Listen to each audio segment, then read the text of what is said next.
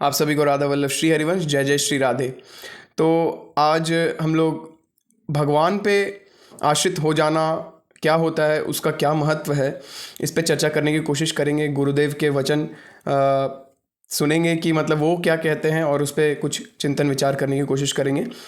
तो गुरुदेव बोलते हैं आश्रय एक बहुत बड़ा बल है। मतलब किसका आश्रय बहुत बड़ा बल है? भगवान का आश्रय, भगवान पे आश्रित हो जाना। लोग बोलते हैं ना कि यार तो क्या सब कुछ भगवान पे छोड़ दें? अरे भाई, आप चाह के भी भगवान पे नहीं छोड़ सकते हो। भगवान पे सब कुछ छोड़ देना इतना आसान नहीं होता।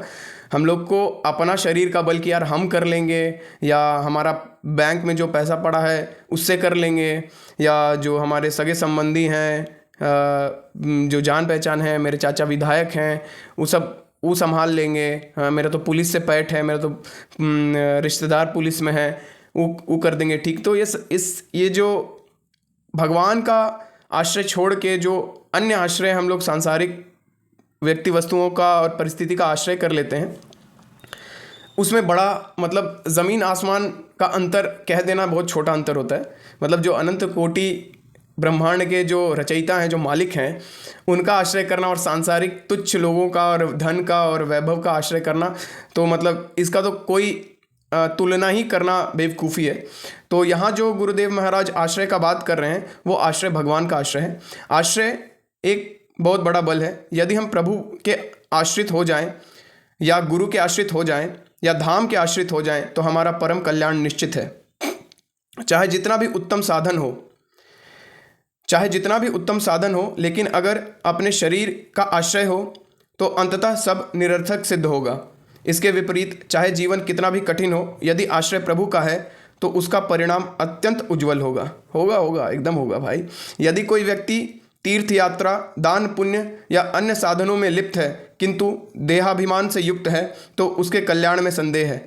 देखो भाई, कहने का मतलब ये है ना कि हम लोग सोचते हैं कि यार हम परमार्थ कर लेंगे, हम प्याऊ खुलवा देंगे, स्कूल बनवा देंगे, हॉस्पिटल खुलवा देंगे, तो भाई इससे क्या होगा? आप अहमता तो अपना लिए हुए हैं ना कि यार हम करा रहे हैं, हम कर रहे हैं, देखो हम कितने बड़े महान आदमी हैं कि हम भाई स्कूल खुलवा दे रहे हैं, हम प्याऊ बनवा दे रहे हैं, हम कुआं खुदवा दे रहे हैं। तो भाई अहमता तो है ना, आप अपना ही बल लेके तो सब कुछ कर रहे हो। तो जब आप अपना बल लेके करोगे ना, तो उससे जो सुख आएगा उसका आप भोक्ता बनोगे। जो आप पुण्य कर्म कर रहे हो उसके लिए आपको स्वर्ग भोग मिलेगा। स्वर्ग भोगने के बाद जब आपका पुण्य क्षीण हो जाएगा, जब आपका पुण्य नाश हो जाएगा, तो वापस से आपको मृत्यु लोक में आना पड़ेगा। और स्वर्ग लोक में भी जाना इतना आसान नहीं है भाई। पुण्य तो छोटा छोटा पाप करने पे नष्ट हो जाता है। और कितना हम लोग पाप करते हैं, आप खुद ही जीवन में सोच लीजिए कि किसी भी इंसान से अगर कहा जाए कि भाई आप अपने जीवन में पुण्य कितना किए हैं, पाप कितना किए हैं, तो वो ईमानदार होगा तो खुद बता देगा भाई। हाँ, या हम लोग अपना अपना आकलन खुद करके देखें तो पाप पुण्य से तो अधिक, मतलब अगर पुण्य हम 1 किलो कर रहे हैं तो 20-40 किलो तो पाप करे बैठे हैं इसी जन्म में। तो कहाँ से हम लोग स्वर्ग के भी अधिकारी अपने आप को मान सकते हैं? तो भाई ये तो रास्ता ही नहीं बचता कि मतलब दान पुण्य करके कोई सोचे कि हम स्वर्ग को पालेंगे या अपना उन्नति कर लेंगे। तो भाई ऐसा तो हमको पॉसिबल नहीं आता। जिनको आता है तो वो भाई करें, अच्छी बात है। तो यदि कोई व्यक्ति तीर्थ यात्रा, दान पुण्य एवं अन्य साधनों में लिप्त है, किंतु देहाभिमान से युक्त है, तो उसके कल्याण में संदेह है। कल्याण मतलब क्या? कल्याण मतलब जन्म मरण के चक्कर से मुक्त हो जाना भाई। ये बहुत दुखदाई चक्कर है भाई। देखो कितना मतलब शरीर का कष्ट, अपने शरीर से जुड़े जो सगे संबंधी हों उनको उनका कष्ट, उनको जो कष्ट होगा तो कष्ट भोगो, मौसम का कष्ट भोगो, आदि दैविक ताप, आदि भौतिक ताप, आध्यात्मिक ताप, और पता नहीं कितना कितना का प्रॉब्लम इंसान झेलता है, लेकिन फिर भी आना चाहता है इस संसार में। तो मतलब ये तो मतलब मूर्खता का चरम सीमा है भाई। मतलब क्या बोलें, इतना दुख झेलने के बाद आदमी जिंदा है, यही बहुत आश्चर्यमय बात है। फिर भी आना चाहता है सिर्फ और सिर्फ राग के कारण। ठीक है, चलिए आगे बढ़ते हैं। किंतु यदि कोई साधन नहीं है, यदि कोई साधन नहीं है और वह केवल भगवान का आश्रित है, तो वह कृतार्थ हो जाएगा। कितना भी आप पुण्य कर लो, कितना भी लोगों का भलाई कर लो, कितना भी स्कूल कॉलेज हॉस्पिटल खुलवा लो, लेकिन उसमें देहाभिमान आपका रहेगा कि आप कर रहे हो। और जब तक आप कर रहे हो तब तक आप ही भोगोगे। और जो भगवान के आश्रित है ना, वो कुछ नहीं कर रहा है भाई, वो सब साधनहीन है, उसके पास ना धन है ना जान पहचान है, कुछ नहीं, लेकिन अगर वो भगवान के आश्रित है ना तो उसका परम कल्याण होगा, परम कल्याण होगा। उस सारा तो जीते जी, हम लोग को लगता है कि भाई मरने के बाद कुछ होगा, नहीं भाई, जीते जी होगा। हम भी कोई बचपन से ये सब चीज़ हमको ये सब आध्यात्मिक क्षेत्र में हम जीरो ही थे ना भाई। तो मतलब देखो ये, और ये सब जो भी सुख प्रदान होगा, जो भी चीज़ आपके जीवन में होगा, वो गुरु कृपा से ही होगा भाई। गुरु साक्षात परब्रह्म वही बताएंगे, नहीं तो मतलब संसार में तो कोई नहीं बताने वाला, कोई माँ बाप नहीं बताएगा, कोई पंडित जी नहीं बता देंगे, कोई मंत्र जंतुर दे के कोई ज्योतिष आपका भविष्य नहीं सुधार सकता, प्रेजेंट नहीं सुधार सकता, बस सिंपल सी बात है। ठीक है, तो कहने का मतलब है कि भाई हमको सिर्फ और सिर्फ अपना आश्रय प्रभु में ही रखना है, इधर उधर नहीं ढूंढना है। अनेक जन्मों से हम संसार में भटक रहे हैं, अब यह मानव जन्म परम विश्राम के लिए मिला है। शांति, आनंद और प्रसन्नता वही है जहाँ चिंता, शोक, उद्वेग का लेश भी नहीं है। संसार में सुख का आभास होता है किंतु वास्तविक सुख नहीं होता। विषय चुगा जिन चुगय मन, चुगत कछुक सुख होए, फिर फांसी ऐसी परे तिह सम दुख न कोय। मतलब संसार का तो सारा सुख वैसा ही है भाई। शुरू शुरू में लगता है इंसान जब भी, जैसे फॉर एग्जांपल अगर हम ले लें कि मान लो कोई गाड़ी खरीदने जा रहा है, तो वही सोचता है यार गाड़ी से घूमेंगे, मेरा नया गाड़ी, हाँ लोग देखेगा कितना, मतलब हम एकदम रौब से चलेंगे, खाली अच्छा अच्छा सोचता है। ये नहीं सोचता कि गाड़ी में जब डेंट आएगा तो उसका दुख, गाड़ी जब एक्सीडेंट करेगा तो उसका दुख, गाड़ी चोरी होगा तो उसका दुख, गाड़ी पुराना होगा तो उसका दुख, गाड़ी कोई मांग के ले जाएगा, ठोक के लेके आएगा तो उसका दुख, गाड़ी में जो गाड़ी से जुड़ा जितना भी दुख है वो भी आएगा। सिर्फ गाड़ी सुख लेके नहीं आएगा भाई। अगर गाड़ी में आप सुख ढूंढ रहे हो तो दुख भी भोगना पड़ेगा। अगर सुख से जुड़े हो गाड़ी के साथ तो गाड़ी के साथ दुख भी है। संसार का सारा सुख दुख लेके ही आता है। सुख जैसा प्रतीत होता है लेकिन सुख होता नहीं भाई, अत्यंत दुख होता है और आप छोड़ भी नहीं पाओगे, आप उसके वशीभूत हो जाओगे। उसी को बोलते हैं राग, आसक्ति। तो संसार में सुख का आभास होता है किंतु वास्तविक सुख नहीं होता। भगवान के मार्ग में प्रारंभ में दुख प्रतीत तो हो सकता है किंतु वह मात्र भ्रम है। भगवान मतलब संसार का कोई भी चीज़ के तरफ आप भागोगे तो आपको लगेगा पहले यार यहीं पे सुख है, यहीं पे सुख है। अब लेने जाओगे, उसको भोग करोगे, उसके बाद लगेगा अरे यार तृप्ति। सुख का मतलब क्या? तृप्ति। अब हमको मतलब और कुछ नहीं चाहिए, इसके सिवा अब हमको और कुछ नहीं चाहिए। ऐसा जब मन करे, ऐसा सिर्फ और सिर्फ एक ही जगह मन करेगा जब जीवात्मा परमात्मा की ओर चलेगा। जीवात्मा संसार की ओर भाग रहा है मन बुद्धि और इंद्रियों के साथ, तब तक उसको सुख का आशा, क्या सुख का लेश मात्र का आशा भी उसको छोड़ देना चाहिए। दुखे दुख मिलेगा भाई, दुखे दुख मिलेगा। क्योंकि इंसान हमेशा सोचते रहेगा मेरे मन मुताबिक, मेरे बुद्धि मुताबिक चीज़ें होती रहें, ऐसा होना असंभव, असंभव। सुख और दुख का मिश्रण से ये जीवन मिला है हमें। तो सुख और दुख अपने अपने समय पे आएगा, आपके बिना कुछ किए आएगा। बुद्धि लगाना फालतू है। जहाँ बुद्धि लगाना है वहाँ लगाने के लिए ये मनुष्य देह मिला है, भगवान की तरफ लगाने के लिए, और हमको वहीं लगाना चाहिए। तो भगवान के रास्ते में जब हम चलते हैं तो शुरुआत में हमको बहुत कष्ट, यार नाम जप करना पड़ेगा, यार मतलब ये छोड़ना पड़ेगा, वो छोड़ना पड़ेगा, लहसुन प्याज छोड़ना पड़ेगा, ये करना पड़ेगा, इतना साधन पाठ पूजा करना पड़ेगा, कैसे होगा क्या होगा, ये सब लगता है बहुत कठिन। लेकिन आप एक बार चलो ना भाई, भगवान सबको सहज, अपने बल से चलोगे तब कुछ सहज नहीं है, लेकिन भगवान के आश्रित होकर चलोगे तो भाई सब सहज है, सब मजा में निकल जाएगा, पता भी नहीं चलेगा और मजा आएगा भाई। इन रियलिटी मरने के बाद का हमको नहीं पता भाई, हम नहीं देखने गए हैं, लेकिन जीते जी मजा आएगा, जीते जी शांति, जीते जी परमानंद का आप अनुभव कर पाइएगा। हम तो मतलब खाली हमको एक हवा का झोंका ही लगा, हम उसी में पागल हैं भाई, आगे तो और अनंत सागर में डूबना है। तो आप लोग को ये चीज़ नहीं चाहिए तो भाई आप लोग संसार देखो, हम तो भाई अब भगवान के सिवा और कहीं नहीं देखने वाले इधर उधर। तो क्योंकि देख ही नहीं सकते भाई, मेरे पास अब कोई ऑप्शन नहीं है। जब किसी भी इंसान को हीरा मिल जाता है ना, तो कांच का टुकड़ा के पीछे नहीं भाग सकता भाई, नहीं भाग सकता, वो भाग ही नहीं सकता। कितना भी कोई कोशिश कर ले वो नहीं भाग सकता। बस वही हाल है। अगर आप लोग इस बात को मेरा बात का गहराई को समझना का मतलब हृदय से समझने का शक्ति रखते हैं तो समझ जाइए। तो भगवान के मार्ग में प्रारंभ में दुख प्रतीत हो सकता है किंतु वह मात्र भ्रम है। वास्तव में भगवान का मार्ग केवल सुखमय है और संसार का मार्ग केवल दुखमय, केवल दुखमय, कहीं भी सुख नहीं मिलेगा। सुख का बस एक परत है, परत हटते ही दुख, मतलब दुख का आइसक्रीम के ऊपर कागज का एक सुख का परत लगा हुआ है, लेबल लगा हुआ है, कागज हटते ही दुख मिलना चालू। ठीक है। वास्तव में भगवान का मार्ग केवल सुखमय है और संसार का मार्ग केवल दुखमय। अविवेकी बुद्धि संसार को सुखमय एवं भगवान को दुखमय मानती है। ब्रह्मचर्य का पालन, सत्य का अनुसरण, संयम, नियम, अधिक नाम जप, धर्माचरण, ये सब प्रारंभ में कठिन प्रतीत होते हैं, किंतु वास्तव में यही जीवन के असली रत्न हैं। आश्रय अत्यंत महान वस्तु है। भगवान का आश्रय या गुरु का आश्रय या धाम का आश्रय अत्यंत महान वस्तु है, किंतु यह संपूर्ण त्याग के पश्चात ही प्राप्त होती है। संपूर्ण त्याग, मैं जिस पर कृपा करता हूं अर्जुन, उसका सारा संसार छीन लेता हूं।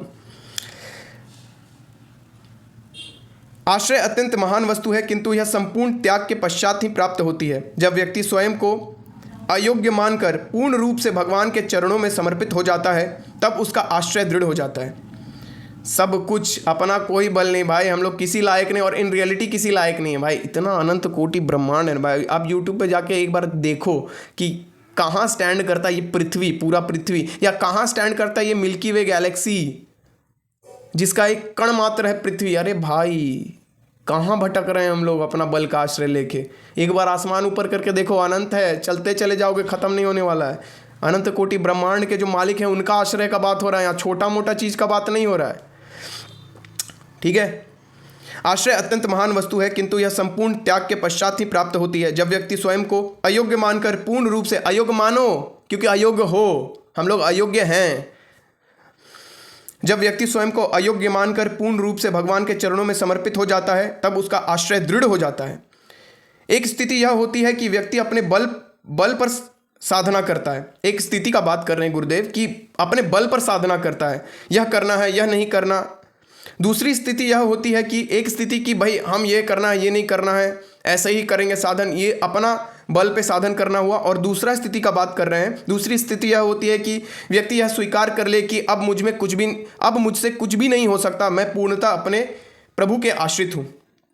आप जैसा चाहें वैसा करवा लो, मेरे से ना साधन हो सकता है, ना मेरे से नियम कानून पालन हो सकता है। हम एकदम अधम से अधम हैं, एकदम नीच से नीच हैं। सब गंदा हरकत करने का मेरे अंदर मन सामर्थ्य प्रदान कर देता है, बुद्धि शरीर सामर्थ्य प्रदान कर देता है, लेकिन आपके इधर चलने का मेरे अंदर सामर्थ्य नहीं है प्रभु। ये चीज़ हम स्वीकार करते हैं। जो ऐसा स्वीकार करके भगवान में सच्चे हृदय से निवेदन करता है ना भाई, उसका सब देख रेख भगवान करते हैं। भाई मान लो मेरी बात, मान लो, मेरा अनुभव है। हाँ, उम्र छोटा है इसका मतलब ये मत, उम्र से भाई तुम बुद्धि का आकलन किसी का नहीं कर सकते। 5 साल के ध्रुव को भगवान का साक्षात्कार हो चुका था, है ना। तो उम्र से बुद्धि का, विवेक का आकलन नहीं करना चाहिए, किसी को भी नहीं करना चाहिए। ये तो भाई प्रत्यक्ष अगर आप थोड़ा सा विचार करिएगा तो इस बात का आपको भान हो जाएगा। तो प्रभु आप जैसा चाहें वैसा करवा लो। इस अवस्था में की गई साधना अत्यंत श्रेष्ठ होती है भाई, क्योंकि इसका देखरेख स्वयं भगवान करने लगते हैं भाई। बच्चा जब तक खड़ा होकर खुद से नहीं चलने लगता ना, उसको माँ का गोदी मिलता है।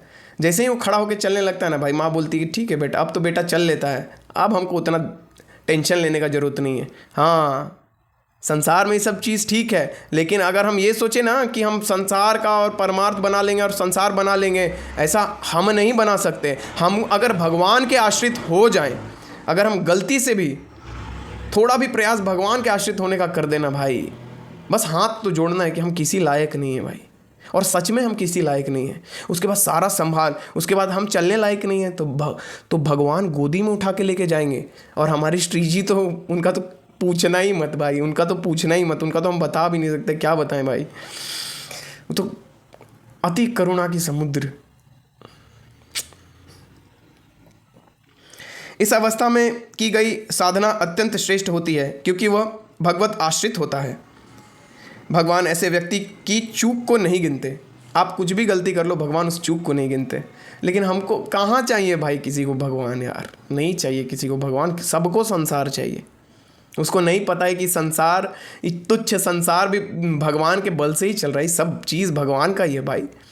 हाँ, जब वो जो उनके आश्रित नहीं उसको दे रहे हैं तो तुमको क्यों नहीं देंगे भाई? तुम अपना प्रयास क्यों कर रहे हो? वो मनुष्य जीवन किस लिए मिला है? भगवत प्राप्ति, भगवान की प्राप्ति के लिए मिला है भाई। हाँ, वो संसार का नकली आनंद के पीछे हम लोग भाग रहे हैं, ये विवेक नहीं होने के कारण कि असली आनंद उधर नहीं है। अगर ये पता चल जाए, ये मन में दृढ़ विश्वास हो जाए, पता चलने से नहीं होगा, मेरा हम बोल दिया आप सुन लिए, इससे नहीं होगा, दृढ़ विश्वास होना चाहिए। और दृढ़ विश्वास कौन कराएगा कि भाई संसार में सुख नहीं है, सुख भगवान में है? दृढ़ निश्चय गुरु कराएंगे, गुरु कराएंगे। और किसी का सामर्थ्य नहीं, भगवान साक्षात आपके सामने आके ये बात नहीं बोलेंगे।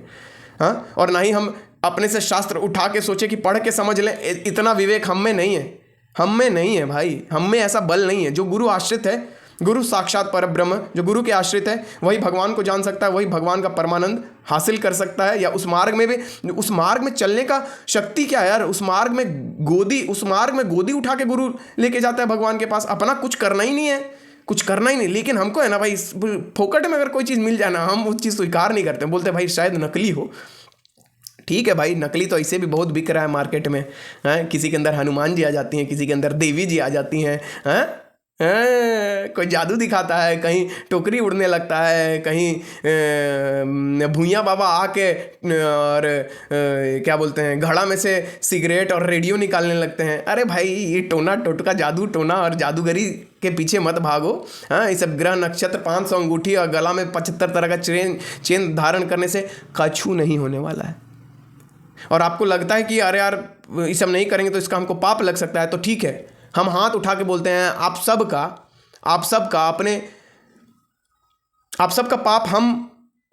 पाप का भागी हम होंगे। हम आप बस भगवान का नाम जप करो, आप बस दृढ़ता से भगवान का नाम जप करो, कुछ मत करो भाई।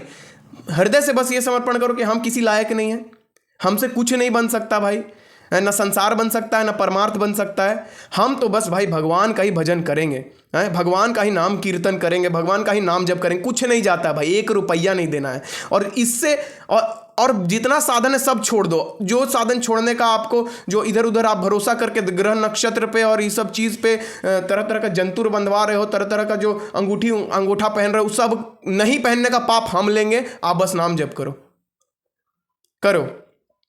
अंगद का वचन, चलो कर लो, लेकिन करो भाई, करो। इस अवस्था में की गई साधना अत्यंत श्रेष्ठ होती है, क्योंकि वह भगवत आश्रित होती है। भगवान ऐसे व्यक्ति की चूक को नहीं गिनते। जो व्यक्ति हृदय से भगवान का आश्रय ले लेता है, भगवान बार बार उसे स्मरण कर उसकी हर भूल को क्षमा कर देते हैं और उसकी भगवत प्राप्ति सुनिश्चित हो जाती है। लेकिन हम लोग को कहाँ करना है भाई भगवत प्राप्ति? हम लोग को थोड़ी करना है भगवत प्राप्ति। भगवत प्राप्ति तो कुत्ता बिल्ली के लिए है, इंसानों के लिए थोड़ी है। कुत्ता बिल्ली गिरगिट मधुमक्खी, ये लोग करे भगवत प्राप्ति। अरे यार, क्या मतलब क्या मिल जाएगा आपको संसार में भाई? देख रहे हो सबको दिन भर मरते हुए, फिर भी नहीं हम लोग का दिमाग खुलता है। मृत्यु देखता है औरों की रोज सवेरे शाम, मृत्यु देखता है औरों की रोज सवेरे शाम, भवन बनाता ऐसे जैसे हरदम यहाँ मकाम, ये माया तेरी बहुत कठिन है राम, ये माया तेरी बहुत कठिन है राम। जो ही बांधे वही छोड़े भाई। भगवान के सिवाय इस माया से हम लोग को कोई नहीं निकाल सकता, भगवान के नाम के सिवाय कोई नहीं निकाल सकता। तुलसीदास जी का बोला श्लोक है ना कि बिना भगवान के नाम के जप किए इस भव सागर से कोई नहीं पार कर सकता। भाई सोचो भाई, दिन रात सोचो कि मरना है। जहाँ जाते हो 2 दिन के लिए कहीं ट्रिप पे जाना रहता है तो कैसे पैकिंग वैकिंग करके अपना तैयारी करके जाते हो। और जहाँ जाना है, सबको जाना है, सबका मृत्यु निश्चित है। सबको जाना, वहाँ का कोई तैयारी नहीं भाई। सोचो भाई, विचार करो इस बात पे। बड़ा कष्ट है। कबीरदास जी बोल के गए हैं भाई, 100 बिच्छू एक साथ काट ले, वैसा पीड़ा होता है मृत्यु के समय पे। मलमूत्र त्याग देता है इंसान, नाक कान से खून फेंक देता है, कष्ट के कारण फेंकता है भाई। समझ लो इस बात को। तड़प तड़प के आदमी मरता है। जो भगवान का भक्त है जो भगवान का भक्त उतना सहजता से उसका हंसते हंसते जीवन निकलता है। उसको कोई पीड़ा नहीं होता, उसका नाक कान से खून नहीं फेंकता है, उसका मलमूत्र त्याग नहीं होता है। भगवान बोलते हैं कि जैसे एक हाथी के गले से पुष्प का माला टूट के जमीन पे गिर जाए, उसको जितना पता चलता है उतना ही एक भक्त का जब शरीर छूटता है तब उसको पता चलता है। लेकिन जो भक्त नहीं है, और हम लोग सब अपने आप को बताइए, हम लोग 2 ठो लड्डू पेड़ा में 500 रुपया में अपना ईमान बेच देने वाले, हम लोग अपने आप को भगवान का भक्त बोलते, शर्म भी नहीं आता है। मेरे आपके जैसे लोग भगवान का भक्त कैसे हो सकते हैं भाई? कैसे हो सकते हैं? हाँ, झूठा हम लोग जैसा मक्कार आदमी भगवान का भक्त कैसे हो सकता है? जो भगवान का भक्त होगा उसको फ्यूचर का चिंता कैसे होगा यार? तुमको फ्यूचर का चिंता है तो तुमको भगवान पे भरोसा कैसे? जिसको भरोसा नहीं वो भक्त कैसा? सिंपल सा बात है भाई। जिसको भगवान पे भरोसा है उसको अपना फ्यूचर का चिंता कैसा, और जिसको फ्यूचर का चिंता वो भक्त कैसा?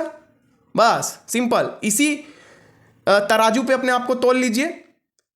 अगर इस तराजू, फ्यूचर का टेंशन वाला तराजू अगर है आपके जीवन में, तो भाई हम भक्त नहीं है।